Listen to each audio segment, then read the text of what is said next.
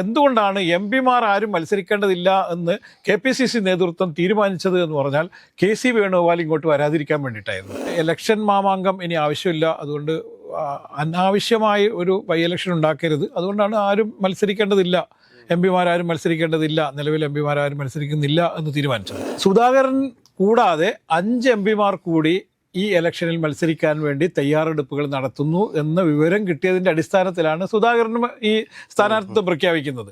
അതിൽ ശശി തരൂരുണ്ട്, അടൂർ പ്രകാശുണ്ട്, കൊടിക്കുന്നിൽ സുരേഷുണ്ട്, MK രാഘവനുണ്ട്, ഷാഫി പറമ്പിലുണ്ട് എന്നുള്ളതാണ് വിവരം കിട്ടുന്നത്. അപ്പോൾ നമുക്കറിയാം അടൂർ പ്രകാശ് നേരിട്ടിട്ട് മത്സരിക്കാൻ വേണ്ടിയിട്ട് തയ്യാറാവുന്നില്ല, നമ്മൾ ഇന്നലെ സംസാരിച്ചൊരു വിഷയമാണത്. പക്ഷേ ശിവഗിരി മഠം പ്രഖ്യാപിച്ചതിൽ അടൂർ പ്രകാശിന് ഏറ്റവും പ്രാധാന്യം കൊടുക്കണമെന്ന് അവർ പറഞ്ഞിരിക്കുന്നത്. എല്ലാ സാമുദായിക സംഘടനകളും തീരുമാനിച്ചത് പ്രകാരം മത്സരിക്കണമെങ്കിൽ ഇവിടെ മിനിമം ഒരു 400 സീറ്റെങ്കിലും ഉണ്ടാവണം. എങ്ങനെ സുധാകരനെ തളയ്ക്കാം എന്നതിനെക്കുറിച്ചുള്ള വലിയ ചർച്ചയാണ് കോൺഗ്രസിൽ ഉണ്ടായിക്കൊണ്ടിരിക്കുന്നത്. എത്രത്തോളം ഭീകരമാണ് ഇപ്പോൾ സുധാകരൻ പൊട്ടിച്ച വെടി, ഈ എങ്ങനെയാണ് ഇതിനെ തളയ്ക്കാൻ പറ്റുക എന്നുള്ളതിനെ കുറിച്ചിട്ട് ഇന്ന് വരെ ഒരു ധാരണയുണ്ടായിട്ടില്ല. ഈ ലക്ഷ്യ ക്യാമ്പിൽ എടുത്ത തീരുമാനമാണ് ഏത് വിധേനയും അധികാരത്തിൽ വരിക. അതുകൊണ്ട് ഗ്രൂപ്പ് രാഷ്ട്രീയമൊക്കെ മാറ്റിവെച്ചുകൊണ്ട് ഒറ്റക്കെട്ടായി മുന്നേറും എന്ന് പ്രഖ്യാപിച്ചു.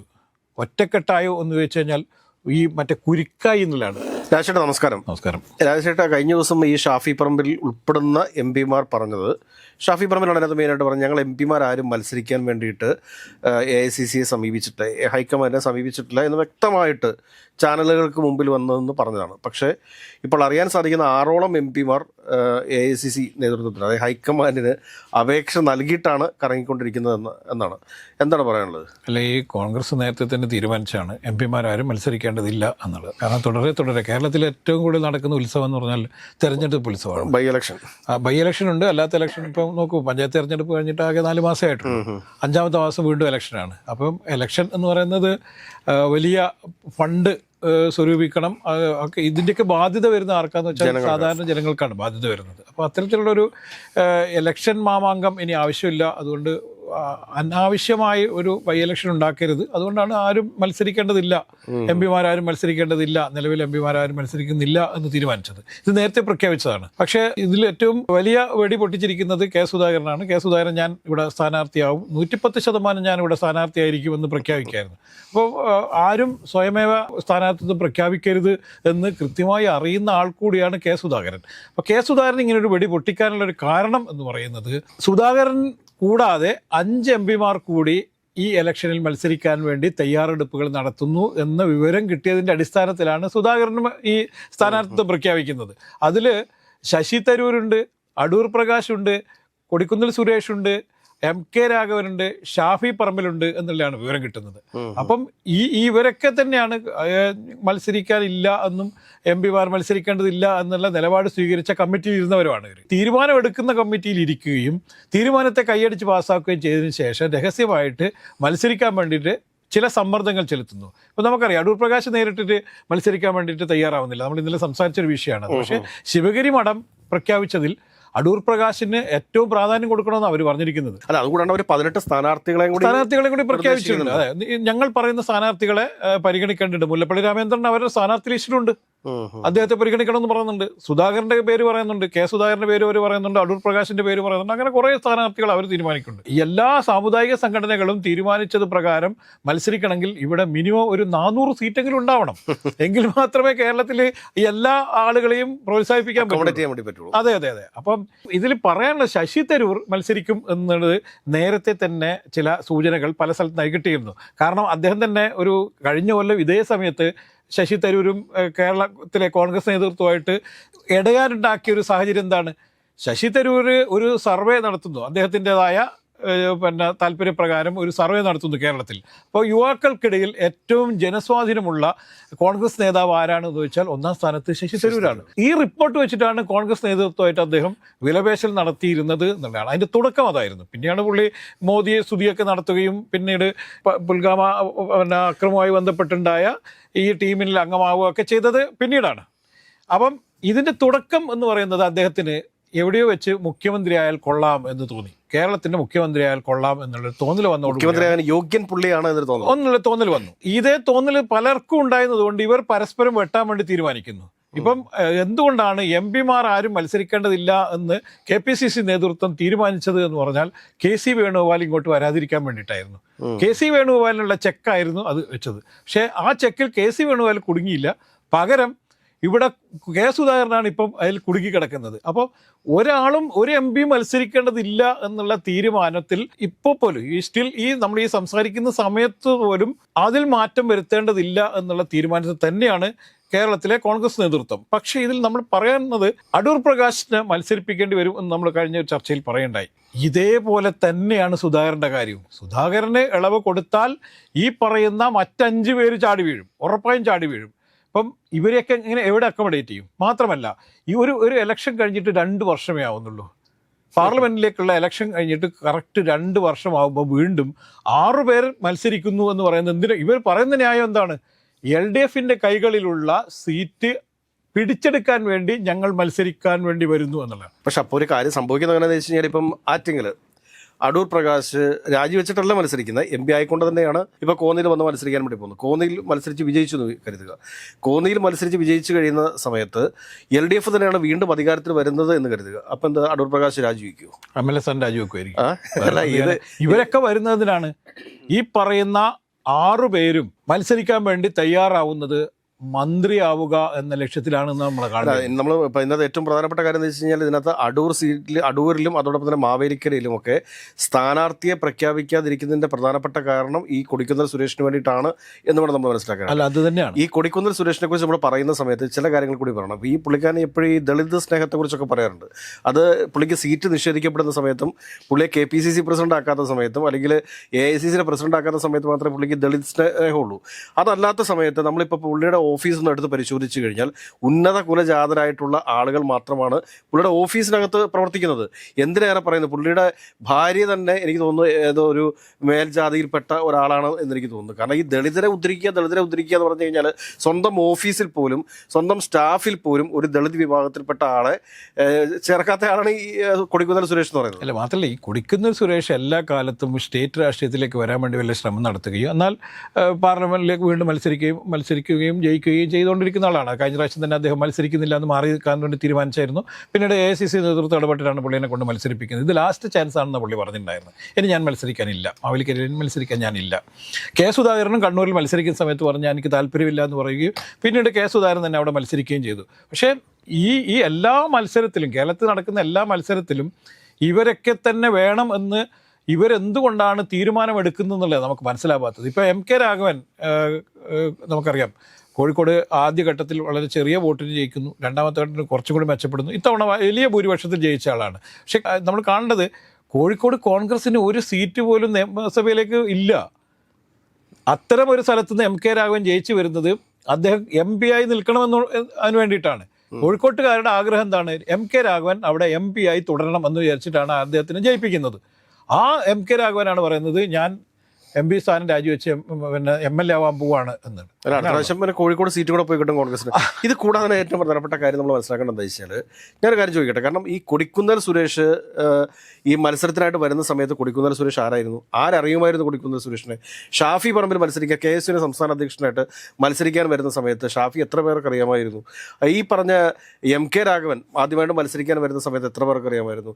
ഈ അടൂർ പ്രകാശിന് എത്ര പേർക്ക് അറിയാമായിരുന്നു? ഇവരെല്ലാം മത്സരിച്ച് പിന്നെ ആ മണ്ഡലം പിടിച്ചെടുത്ത് പുതുമുഖങ്ങൾക്ക് അവസരം കൊടുക്കണം. പുതുമുഖങ്ങൾക്ക് കുറച്ചുകൂടി അവസരം കൊടുക്കണം. പുതുമുഖങ്ങൾക്ക് അവസരം കൊടുക്കണം എന്ന് പറഞ്ഞു കഴിഞ്ഞാൽ ഈ രാഹുൽ ഗാന്ധിയുടെ ടാലന്റ് ഹണ്ടിലൂടെയൊക്കെ ഒരു സുപ്രഭാതത്തിൽ പെട്ടെന്ന് നേതൃത്വത്തിലേക്ക് വന്നേക്കുന്ന ആളുകളോ അല്ലെങ്കിൽ യൂത്ത് കോൺഗ്രസിന്റെ ഒക്കെ ഏതെങ്കിലുമൊക്കെ ഭാരവാഹിത്വത്തിലേക്ക് വന്നിട്ട് 6 മാസം പൂർത്തിയാക്കുന്നതിന് മുമ്പ് തന്നെ തനിക്ക് MLA ആകണം എന്ന് പറഞ്ഞ് നടക്കുന്ന ആളുകളെയൊക്കെ പുതുമുഖങ്ങളായിട്ട് അവതരിപ്പിക്കണം എന്നല്ല ഞാൻ പറയുന്നത്. പക്ഷെ കോൺഗ്രസിന് വേണ്ടിയിട്ട്, യൂത്ത് കോൺഗ്രസിന് വേണ്ടിയിട്ട്, KSUവിന് വേണ്ടിയിട്ടൊക്കെ കുറേ വർഷങ്ങളായിട്ട് ഇങ്ങനെ നടക്കുന്ന ആളുകളുണ്ട്.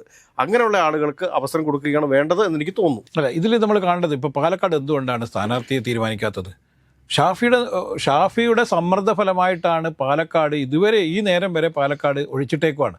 പാലക്കാട് ഇതുവരെ ആരാണ് മത്സരിക്കുന്നത് പറഞ്ഞിട്ടില്ല. കോൺഗ്രസ് സ്ഥാനാർത്ഥി ഇപ്പം രമേഷ് പിഷാരയുടെ പേരൊക്കെ പറയുന്നുണ്ടെങ്കിൽ പോലും ആദ്യഘട്ട പട്ടികയിൽ രമേഷ് പിഷാരയുടെ പേരൊന്നുമില്ല. അപ്പോൾ പാലക്കാട് ഒഴിച്ചിട്ടിരിക്കുന്നു, അതുപോലെ തന്നെ തൃപ്പൂണിത്തുറ ഒഴിച്ചിട്ടിരിക്കുന്നു. അടൂരിലും സ്ഥാനാർത്ഥി ആരാണെന്ന് ഇതുവരെ പ്രഖ്യാപിച്ചിട്ടില്ല. അടൂരിൽ DCC ജനറൽ സെക്രട്ടറി രാജിവെച്ചിട്ടുണ്ട്. അതുകൊണ്ട് അപ്പോൾ ഇത്തരത്തിലുള്ള കോൺഗ്രസ് വളരെ കൃത്യമായിട്ട് ഇവർക്കൊക്കെ ഓരോ സ്പേസ് ഒഴിച്ചു വിട്ടിട്ട് തന്നെയാണ് ആദ്യഘട്ട സ്ഥാനാർത്ഥി ലിസ്റ്റുണ്ട്. അപ്പം നേരത്തെ എന്താണ് പറഞ്ഞത്, VD സതീശന്റെ ജാഥ തിരുവനന്തപുരത്ത് അവസാനിക്കുമ്പോൾ തന്നെ ആദ്യഘട്ട സ്ഥാനാർത്ഥികളെ പ്രഖ്യാപിക്കുമെന്നാണ് പറഞ്ഞിട്ടുണ്ടായിരുന്നത്. ഒരു സ്ഥാനാർത്ഥിനും പ്രഖ്യാപിക്കാൻ ഇതുവരെ തയ്യാറായിട്ടില്ല. കാരണം എന്ന് പറഞ്ഞാൽ എല്ലാ സ്ഥലങ്ങളിലും 1, 2, 3 സ്ഥാനാർത്ഥികൾ വളരെ കൃത്യമായി ഷാർപ്പായി നിൽക്കുകയാണ്. സ്ഥാനാർത്ഥി പ്രഖ്യാപനത്തിൽ യാതൊരു തരത്തിലുള്ള ഡിലേ ഉണ്ടാവില്ലെന്നും ഒരു തർക്കവുമില്ലാതെ ഞങ്ങൾ എല്ലാ സ്ഥാനാർത്ഥികളെയും പ്രഖ്യാപിക്കുമെന്ന് പറഞ്ഞ കോൺഗ്രസിന് ഇതുവരെ സ്ഥാനാർത്ഥിയെ പ്രഖ്യാപിക്കാൻ വേണ്ടി കഴിഞ്ഞിട്ടില്ല. അപ്പം ഈ VD സതീശൻ എന്ന് പറയുന്നത് മാർച്ച് 1 പ്രഖ്യാപനം ഉണ്ടായേക്കും എന്ന് കരുതിയാണ് ഞാൻ എൻ്റെ ജാഥ അവസാനിക്കുമ്പോഴേക്ക് പ്രഖ്യാപിക്കുമെന്ന് തീരുമാനിച്ചത്. പക്ഷേ തീയതികൾ അങ്ങോട്ട് മാറി. ഏതാണ്ട് 15 ദിവസം, ഇപ്പം ചിലപ്പോൾ തിങ്കളാഴ്ചയോ ചൊവ്വാഴ്ചയോ സ്ഥാനാർത്ഥി തെരഞ്ഞെടുപ്പ് പ്രഖ്യാപനം ഉണ്ടാവും. തെരഞ്ഞെടുപ്പ് പ്രഖ്യാപിച്ചു കഴിഞ്ഞാൽ 24 മണിക്കൂറിനകം തന്നെ ഞങ്ങൾ ആദ്യഘട്ട സ്ഥാനാർത്ഥികളെ പ്രഖ്യാപിക്കുന്ന ഇപ്പം പറയുന്നത്. UDF ഘടകകക്ഷികളുമായിട്ടുള്ള ഉഭയകക്ഷി ചർച്ച പോലും പൂർത്തീകരിച്ചിട്ടില്ല. അപ്പം ലീഗുമായിട്ട് പോലും പൂർണ്ണമായും ഏതൊക്കെ സീറ്റ് വെച്ച് മാറുന്നു ഏതാണെന്നുള്ള ധാരണ ഇതുവരെ എത്തിയിട്ടില്ല. മാത്രമല്ല ലീഗിലും പല സ്ഥലങ്ങളിലും അസ്വസ്ഥതകൾ ഉണ്ടായിക്കുന്നു. അവിടെയൊക്കെ ചില കമ്മിറ്റികളും ഒക്കെ ഉണ്ടാകുന്നു. അങ്ങനെയുള്ള വലിയ വിഷയങ്ങളൊക്കെ ഉണ്ട്. പല സ്ഥലങ്ങളിലും കോൺഗ്രസിൽ തന്നെ വലിയ തർക്കങ്ങളുണ്ട്. പല സ്ഥലങ്ങളിലും ചില നേതാക്കന്മാർ വിമത സ്ഥാനാർത്ഥികളായി വരാനുള്ള സാഹചര്യം ഉണ്ടാകുന്നു. ഇത്തരം പ്രശ്നങ്ങളൊന്നും പരിഹരിച്ചില്ല. കാരണം ഇത്തരം പ്രശ്നങ്ങൾ ചർച്ച ചെയ്ത് പരിഹരിക്കേണ്ട KPCC നേതൃത്വം പൂർണ്ണമായും ഡൽഹിയിൽ തമ്പടിച്ചേക്കുവാണ്. കേരള ഹൗസിൽ ഇരിക്കാൻ പോലും സ്ഥലമില്ലാത്ത അവസ്ഥയിലേക്ക് മാറി. റൂമില്ല. അവിടെ ഇപ്പൊ ഗ്രൂപ്പ് ഞടിയാണല്ലോ, എനിക്ക് റൂം കിട്ടിയിട്ടില്ല എന്ന് പറഞ്ഞുകൊണ്ട് അതെ, സീറ്റ് കിട്ടാത്തല്ല വിഷയം, അവർക്ക് റൂം കിട്ടാത്തതാണ് അവിടെ വിഷയം. അപ്പം ഈ എല്ലാ ആളുകളും പോയി ഡൽഹിയിൽ പോയി തമ്പടിച്ചേക്കുന്നു. അപ്പോൾ അതുകൊണ്ട് തന്നെ ഇവിടെയുള്ള പ്രശ്നങ്ങളോ അല്ലെങ്കിൽ ഇവിടെ ഘടകകക്ഷികളായി സംസാരിക്കാനോ പറ്റാത്തൊരു സാഹചര്യം ഉണ്ടായിരിക്കുന്നു. ഇങ്ങനെ വളരെ വലിയ പ്രശ്നങ്ങളിലൂടെയാണ് UDF മുന്നേറുന്നത് എന്നുള്ളത് നമ്മളിൽ കാണേണ്ടത്. ഇതിനിടയിലാണ് കോൺഗ്രസിൽ ആഭ്യന്തര കലാപം വീണ്ടും ശക്തിപ്പെടുന്നു. ഈ MP-മാരുടെ മത്സരിക്കാനുള്ള താല്പര്യം ആയിട്ട് കുറേ ആൾക്കാർ വരുന്നു. എങ്ങനെ സുധാകരനെ തളയ്ക്കാം എന്നതിനെക്കുറിച്ചുള്ള വലിയ ചർച്ചയാണ് കോൺഗ്രസിൽ ഉണ്ടായിക്കൊണ്ടിരിക്കുന്നത്. എത്രത്തോളം ഭീകരമാണ് ഇപ്പോൾ സുധാകരൻ പൊട്ടിച്ച വെടി, ഈ എങ്ങനെയാണ് ഇതിനെ തളയ്ക്കാൻ പറ്റുക എന്നുള്ളതിനെ കുറിച്ചിട്ട് ഇന്ന് വരെ ഒരു ധാരണയുണ്ടായിട്ടില്ല. അതായത് എനിക്ക് തോന്നുന്നത് ശരിപ്പോൾ പ്രകടന പത്രിക ആയിട്ടില്ല. അപ്പോൾ ഇതിങ്ങനെ ഓരോ ദിവസം ചെല്ലുന്തോറും കോൺഗ്രസിനെ സംബന്ധിച്ച് കോൺഗ്രസിൻ്റെ അകത്തെ ആഭ്യന്തര പ്രശ്നങ്ങൾ പരിഹരിക്കാൻ വേണ്ടിയിട്ട് പോലും സമയം കിട്ടാത്ത സാഹചര്യത്തിൽ UDF-ന് നല്ലൊരു പ്രകടന പത്രിക ഉണ്ടാവുമോ? ഈ രാഹുൽ ഗാന്ധിയുടെ ഇന്ദിരാ ഗ്യാരണ്ടിയുമായിട്ട് ജനങ്ങളുടെ അടുത്തേക്ക് നോട്ടി വയ്ക്കാൻ വേണ്ടി പറ്റുമോ? ഏതൊക്കെയാലും എനിക്ക് തോന്നുന്നു വളരെ വലിയൊരു ദുർഘട ഘട്ടത്തിലാണ് കോൺഗ്രസ് പാർട്ടി കേരളത്തിലുള്ളതെന്ന് എനിക്ക് തോന്നുന്നു. അല്ല, ഈ നമ്മൾ ഈ പലതവണ സംസാരിച്ചൊരു വിഷയമാണെങ്കിൽ പോലും ദീർഘകാലമായി അധികാരത്തിലില്ലാത്തൊരു പാർട്ടി സ്വാഭാവികം എന്താ ചെയ്യുക? നമ്മളൊരു അപകടാവസ്ഥയിൽ എത്തിച്ചേർന്ന് കഴിഞ്ഞാൽ എന്താ ചെയ്യുക? എല്ലാവരും ഒത്തുചേർന്ന് എങ്ങനെ ഈ അപകടത്തിൽ നിന്നും ഞങ്ങൾക്ക് മോചനം നേടാൻ പറ്റും എന്നതിനെ കുറിച്ച് രൂക്ഷമായ രീതിയിൽ സംസാരിക്കുക എല്ലാവരും ചെയ്യുക. ഇത് പക്ഷേ ഇപ്പം ഞണ്ടിന്റെ സ്വഭാവമാണ്. ഇത് എല്ലാവരും അങ്ങോട്ടും ഇങ്ങോട്ടും പിടിച്ചു വലിച്ചുകൊണ്ടിരിക്കുകയാണ്. ഞണ്ടിന്റെ സ്വഭാവമാണ്. അപ്പം ഇതൊരു ജീവൻ മരണ പോരാട്ടമാണ് ഇപ്പം നടന്നുകൊണ്ടിരിക്കുന്നത്. കോൺഗ്രസിനെ സംബന്ധിച്ചിടത്തോളം UDF-നെ സംബന്ധിച്ചിടത്തോളം അധികാരത്തിൽ തിരിച്ചെത്തുക എന്നുള്ളത് അവരുടെ നിലനിൽപ്പിന്റെ കൂടി ഭാഗമാണ്. കാരണം നാളെ ഈ മുന്നണി ഇതേ അവസ്ഥയിൽ നിൽക്കണമെങ്കിൽ അധികാരത്തിൽ വന്നേ പറ്റുള്ളൂ എന്നുള്ള അറിയാം. ഇപ്പം ACC നേതൃത്വം ഇവർക്ക് 6 മാസം മുന്നേ തന്നെ കൃത്യമായ നിർദ്ദേശം കൊടുത്തിട്ടുണ്ട്. എന്ത് വില കൊടുത്തും അധികാരത്തിൽ തിരിച്ചെത്തണം കേരളത്തിൽ. കാരണം വളരെ കുറച്ച് സ്ഥലങ്ങളിൽ മാത്രമാണ് കോൺഗ്രസ്സിന് അധികാരത്തിൽ തിരിച്ചെത്താനുള്ള സാധ്യതയുള്ളൂ. അതിൽ വളരെ പ്രധാനപ്പെട്ട ഒരു സ്റ്റേറ്റാണ് കേരളം. അതുകൊണ്ട് കേരളത്തിൽ ഏത് രീതിയിലും അധികാരത്തിൽ തിരിച്ചെത്തണം. അതിനുവേണ്ടിയുള്ള പ്രവർത്തനങ്ങളായിരിക്കണം ഇന്നു മുതൽ ആരംഭിക്കേണ്ടതുള്ളൂ. വയനാട്ടിൽ 2 ദിവസത്തെ ക്യാമ്പ് നടത്തി. ഈ ക്യാമ്പിലെടുത്ത തീരുമാനമാണ്, ഈ ലക്ഷ്യ ക്യാമ്പിൽ എടുത്ത തീരുമാനമാണ് ഏത് വിധേനയും അധികാരത്തിൽ വരിക. അതുകൊണ്ട് ഗ്രൂപ്പ് രാഷ്ട്രീയമൊക്കെ മാറ്റിവെച്ചുകൊണ്ട് ഒറ്റക്കെട്ടായി മുന്നേറും എന്ന് പ്രഖ്യാപിച്ചു. ഒറ്റക്കെട്ടായോ എന്ന് വെച്ച് കഴിഞ്ഞാൽ ഈ മറ്റേ കുരുക്കായി എന്നുള്ളതാണ്. കുരുക്ക് അധികം നിവർത്തുന്നതിനനുസരിച്ചിട്ട് അത് കുരുക്കുകൾ കൂടിക്കൂടി വരുന്ന ഒരു സാഹചര്യത്തിലാണ് കോൺഗ്രസ് ഇപ്പോൾ എത്തിച്ചേർന്നിരിക്കുന്നത്. അതുകൊണ്ട് ഇത് കോൺഗ്രസിനെ എവിടെ എത്തിക്കും എന്നതിനെ കുറിച്ചിട്ട് കോൺഗ്രസ്സുകാർക്കും നിശ്ചയമില്ല, UDF നേതാക്കന്മാർക്കും നിശ്ചയമില്ല. ഇതിലാകെ പെട്ടുപോയിരിക്കുന്ന ഒരു പാർട്ടി എന്ന് പറഞ്ഞ ലീഗാണ്. മുസ്ലിം ലീഗ് എന്ന് പറഞ്ഞിട്ടുണ്ട്, കണ്ണൂരിൽ നിങ്ങൾ ആരെ നിർത്തിയാലും ഞങ്ങൾ പിന്തുണയ്ക്കും, നിങ്ങൾ ആരെ വേണമെങ്കിൽ നിർത്തിക്കോ, കോൺഗ്രസിൻ്റെ സ്ഥാനാർത്ഥി ആര് പ്രഖ്യാപിച്ചാലും ഞങ്ങൾ അവരെ വിജയിപ്പിക്കാനുള്ള തീവ്രമായ ശ്രമങ്ങൾ ഞങ്ങൾ നടത്തും. അതിന് പറയുമ്പോൾ എന്ന് പറഞ്ഞാലുണ്ടല്ലോ, ഈ കണ്ണൂർ സീറ്റ് എന്ന് പറയുന്നത് ലീഗിന് വലിയ സ്വാധീനമുള്ള സ്ഥലം കൂടിയാണെന്നുള്ളത് നമ്മൾ മനസ്സിലാക്കണം. ലീഗുകാർ വിചാരിച്ചാൽ മാത്രമേ അവിടെ ജയിക്കുകയുള്ളൂ.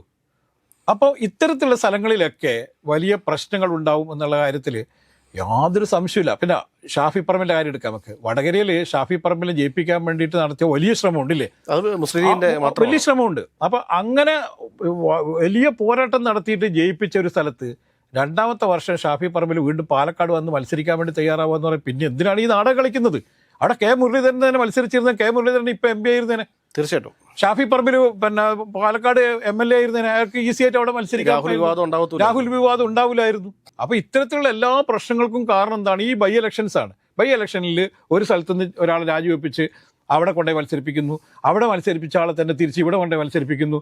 ഇതെന്ത് കോൺഗ്രസിലെ ആൾക്കാർക്ക് ക്ഷാമമുണ്ടോ? ഇഷ്ടംപോലെ ആൾക്കാരില്ലേ, അവരെയൊക്കെ പരിഗണിക്കരുതോ? എന്തിനാണ് ഇത്തരത്തിലുള്ള നാടകം കളിക്കുന്നത് എന്നുള്ളതാണ് ഏറ്റവും വലിയ വിഷയം. അതുകൊണ്ട് ഈ ഇലക്ഷൻ കോൺഗ്രസിനെ സംബന്ധിച്ചിടത്തോളം വളരെ നിർണായകമാണ് എന്നുള്ളത് കോൺഗ്രസ്സുകാർ ഇനിയെങ്കിലും മനസ്സിലാക്കിയാൽ നല്ലത്.